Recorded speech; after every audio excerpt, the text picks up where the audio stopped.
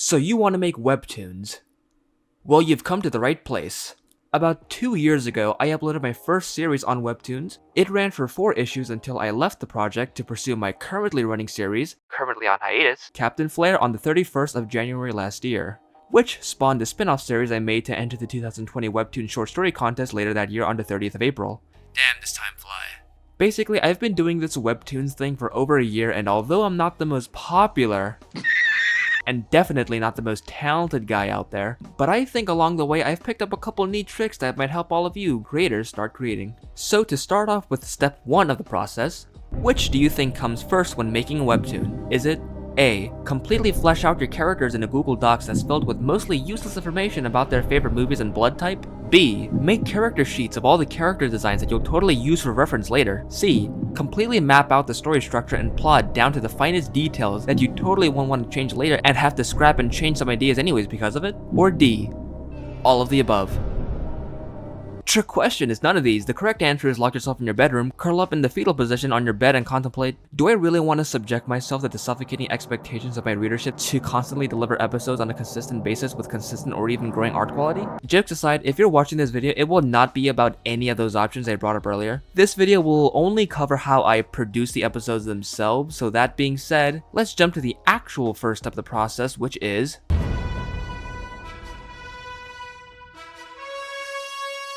Now, I know there are some of you out there who will argue, I don't need scripts. The natural flow I produce while coming up with the dialogue on the spot works better for my series. And that's great if you can do that, but scripting allows you that same freedom while also giving you more time to really think about what your characters are saying, so you can optimize them and not have them spend 60 panels talking about their favorite food because you can't figure out how to get them to change subjects naturally on the spot.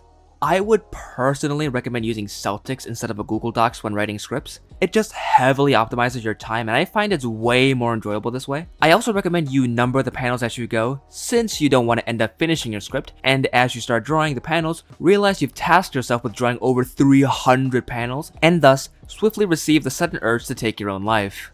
How you word your panel descriptions and directions are completely up to you. I mostly use film terms to help me visualize what I want in a panel, and sometimes I even add a couple funny descriptions just to have a little chuckle to myself later on. Once you finish your script, now you can move on to finally drawing out your webtoon, which will begin with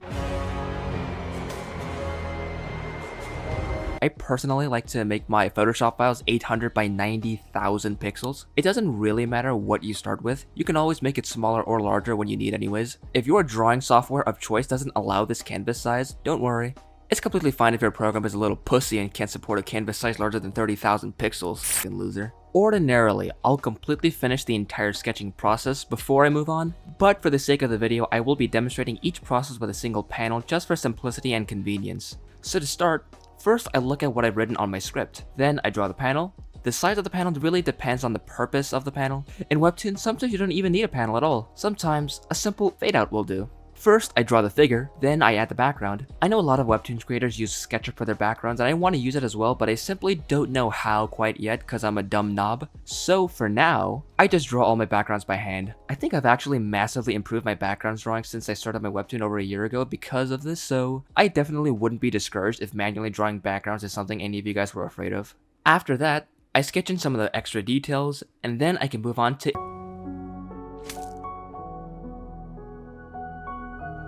Firstly, the way I make my panels is quite technical, but don't worry, it's not too hard to follow what I'm doing. Firstly, I grab the square marquee tool, or you can grab the polygonal lasso tool for panels that aren't a square. You click and drag to the best of your ability to match the shape of the panel. It's not too important if you're a pixel off. You click over to the paths window. Don't worry if you don't have this, just go up to Windows here, look for path, and it should pop up for you. Click this 4-line symbol here, and click Make Work Path. It should by default be set to 2, then click OK. Now all you need to do is select the brush you usually ink with and press the enter key. You can play around the thickness of the panel by adjusting the size of your brush.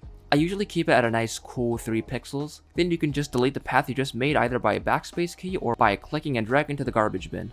Then you can start inking. I don't really have any tips for this segment. It's just the typical grunt work you have to do to make comics. If you feel unconfident in your inking skills, trust me, you will get better by making comics, so don't give up.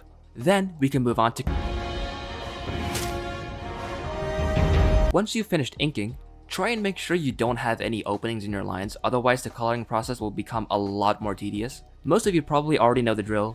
You grab the magic wand tool and select everywhere you want to apply a certain color. Then you expand the selection by 1 pixel and then fill in the selection. You will be doing this a lot, so I'd recommend making this an action on Photoshop. You can do this by going to Windows and clicking Actions. Pre-apply a selection on the canvas. Click this button right here to create a new action. Give it a shortcut key, mine is set to F2. Then click the record button and do everything I said again from selection expansion to filling it in. Then click this button here to stop the recording and boom, you have a new action. Trust me, this will make your work process much faster.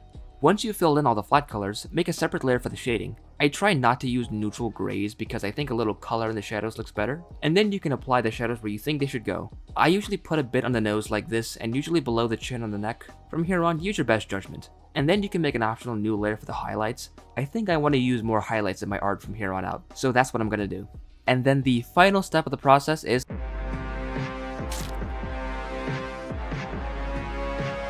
probably the most tedious part of the process, but definitely the most simple. Make a new layer and put it in a group like this and type away the dialogue. I try to make my dialogue more vertical than horizontal. This could just be my bias towards manga, but I do genuinely think panels look better this way.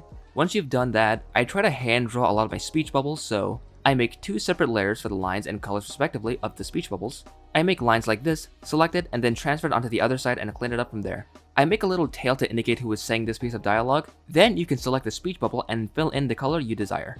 Congratulations! You have now successfully created a Webtoons episode. I hope this video helped, or maybe it even inspired you to go and make your own series. If it did, please let me know down in the comments and be sure to leave a like and subscribe to the channel. I also want to apologize for not uploading in a while. My finals were coming up and I really could not fail my classes, so I hope you guys can understand. Also, I know this is a break from my normal style of videos, so don't worry, my next project will be what you guys are all familiar with. So until next time, I'll see you guys later.